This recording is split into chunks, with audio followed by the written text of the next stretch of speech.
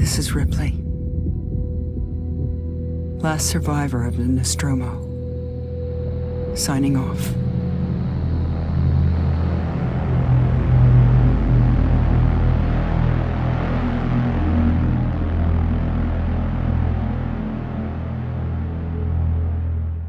Hello everyone, after 2 weeks of playing Alien Isolation I finally managed to complete it, and with it being a movie based game I thought it would be nice to give you guys my honest opinion on it.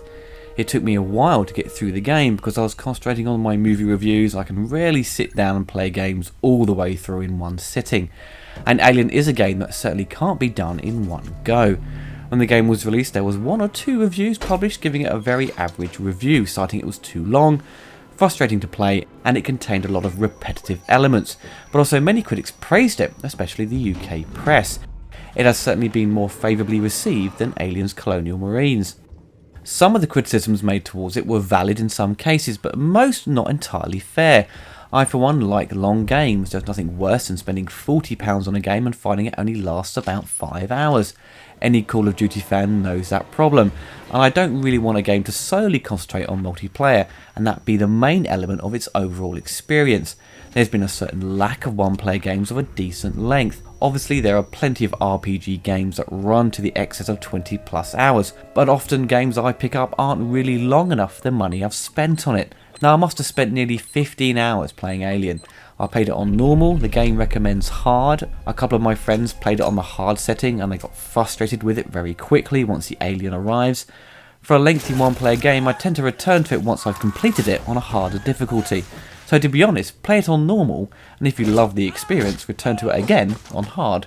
I played through it in chunks because to me personally this game left me on edge all the way through it. It does leave you with your heart racing during many moments and can be a little frustrating down to its stealth elements and the need for you to be quiet through most of the game, so taking a break from it definitely helped. I will be stressing out with a mission then return to play it a day later and get through it quite easily. It certainly does make you jump, but it's not all about cheap jump scares. It creates a great atmosphere that leaves you unsettled and the sense that something around the corner might grab you. The sound design is exceptionally good. The use of the original music by Jerry Goldsmith and the recording of new music fits perfectly well with the 1979 score. The soundtrack is probably the key element that keeps you close to shitting your pants. If anyone says they didn't find this game scary, they have nerves of steel or they are just lying. Once the alien comes into play, you have to spend the majority of the time sneaking about or hiding. You must not run because the alien will hear you and come and get you very quickly. Don't attempt to shoot it because you can't kill it. Many modern games include autosave features or give you the option to save whenever you like. Not Alien Isolation. You have to save at specific points during the game, so make sure whenever you see a save station, save your progress because sometimes you could do a lengthy scene and just before you finish it you get killed by the alien and you have to do it all over again. I think the first or second time I had to deal with the alien I must have done a mission like 10 times because I just kept getting caught. I must have told the game to fuck off countless times as I lost my temper. This wasn't a fault with dodgy AI or gameplay mechanics, it was just that I made silly errors making too much noise or not paying attention. You just end up letting your guard down with your eagerness to get to the end of the mission. Sometimes you think you're fine and suddenly the alien is directly above you, so watch out for the slimy spit it drips from the ceiling, because if you touch it, it will grab you and kill you. The story itself is what kept me hooked. You play as engineer Amanda Ripley as you seek out to find the whereabouts of your mother and what happened to the Nostromo. Another team has found her flight box recordings and found the location of the alien spacecraft on LV-426. There is a flashback scene where you play as the guy who finds the spacecraft with his team, and you actually turn off the warning beacon to avoid others from finding the spacecraft's location. It is very much an on-the-rails moment where you just follow a strict path to a certain degree and follow the on-screen actions, like placing a bomb or climbing up a cliff face. Nothing really special, but an interesting addition which gives you the chance to walk on the ship. As you can guess, the same situation occurs with one of the team getting a facehugger attached to them. The voice acting and cutscenes are very impressive.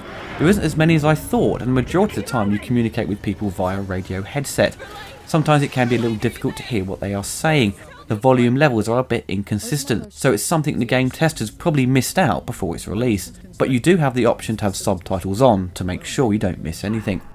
The ship you board as Amanda is pretty much identical to the Nostromo, and it is fucking huge. There are so many rooms, corridors and vast open spaces to visit. There is a bit of backtracking you have to do once you obtain more tools to open doors like the torch, which enables you to cut through emergency locks. There is certainly a lot of exploring to do, which in turn helps you out a lot in finding ammunition, which is pretty limited. There are items to create extra tools like flashbangs, medkits, EMP grenades and noisemakers to distract the other people on board, and of course the alien. Pretty much all the survivors on the ship will attack you. Once you arrive, the ship is on lockdown and everyone is left paranoid and fighting for their own survival. You can't interact with them, they will just panic and shoot you, so you have to keep your distance. The androids on board are a pain in the arse. Don't attempt to take them head on with your wrench because they will instantly grab it and punch you or strangle you. The best thing to do if you can't avoid them is throw an EMP grenade which stuns them, then you can batter them to death. The game isn't entirely perfect and isn't without its faults. The repetitive nature of just flicking switches to power up generators or to open doors can be a bit grating after a while. But I could forgive all this because the story works so well enough for me to keep me playing through to the very end. There are a number of nice twists and turns throughout the story to keep you second guessing as you make your way deeper into the bowels of the ship. I don't want to reveal any spoilers, but I must say the ending was a bit of a letdown, but it does leave it open for a follow-up. Also, when interacting with doors and pressing switches, I found you had to be sometimes very accurate with how you angled your POV to open a door. When you're sort of rushing to hide or climb into a vent, the option to interact wouldn't pop up, so you would quickly try and move the camera around just for it to say press A to enter, etc. It was just a little bit too fiddly. Some critics had complained that halfway through the game it becomes less of a survival horror and becomes more of an action-based game. To me, I found that to be a quite nice transition. It did help speed up the game a bit and give you the opportunity to take on your enemy without the fear of the alien suddenly popping up to kill you. If you had to spend 10 plus hours just sneaking about, it will begin to lose its appeal and you'll start losing your temper with it very quickly. The game already is frustrating to play, not in a negative way, it's just a difficult game that doesn't hold your hand. It takes some skill, practice and timing to make your way through it. If you are a fan of stealth-based games, this will certainly appeal very much to you. The game returns to its survival horror element more towards the later part of the game, so it doesn't just switch to a first-person shooter, it returns to what it does best.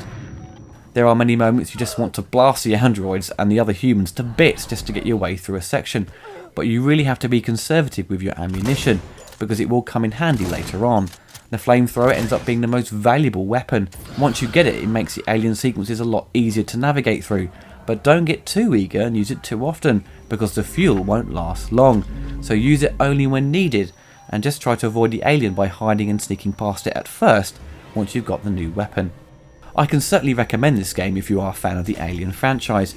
You will love the care and attention that has been put into it. The detail of the level design is incredible. Just for a bog standard room with the odd item in there, the care and attention is still visible. They haven't cut corners at all. Because you spend a lot of the time walking around it slowly, you get to appreciate the level design. So many games just have you whiz through levels, and you don't get to appreciate the effort that has gone into the overall world they have created. Alien certainly gives you the chance to live in the universe of the 1979 classic movie. If you're not a fan of the Alien series, then you may find it a bit of a dull experience. You certainly have to be familiar with the series and its history to fully appreciate it. I'm playing on the Xbox 360, and the graphics are pretty much identical to the Xbox One and PS4 versions. I think it was originally designed on the older generation consoles, and has been optimised for the new ones. There's a little bit of screen tearing now and again, but the frame rate is pretty consistent throughout. I didn't come across too many bugs. One time the frame rate dropped to about 10 frames per second, but a minute later it corrected itself. But I never had the game crash on me. The game will require about 5GB to install and a further 800MB for a patch when you finally boot it up. So make sure you have the available memory free before you buy it. Alien also has some lengthy load times as well. You could also install the game disc to help speed it up, but that will eat up more memory, so it's up to you if you can't bear the long load times. To get the best overall experience from it, it's probably best to own the newer console versions or a PC, but that doesn't mean you can't enjoy it on your 360 or PS3. I purchased the Ripley edition, which comes with 2 additional DLC extras, one called Crew Expendable, which gives you the opportunity to play as Ripley, Parker or Dallas, as you try to isolate the alien in the air ducts, very much like in the original movie, and the other DLC is The Last Survivor, as you complete the last mission on board the Nostromo. These are great little additions that give you an extra hour or two of gameplay to relive some classic scenes. It's probably the best Alien game I've played. So many have been action-based shooters, and a sense of surviving with limited means was definitely the right approach. I hope the game sells well and they pursue with a follow-up. I would love to see the continuing adventures of Amanda Ripley. It's worked out to be a very nice spin-off from the original film. If I had to give this game a rating, I would give it 4 out of 5. It's definitely worth its asking price.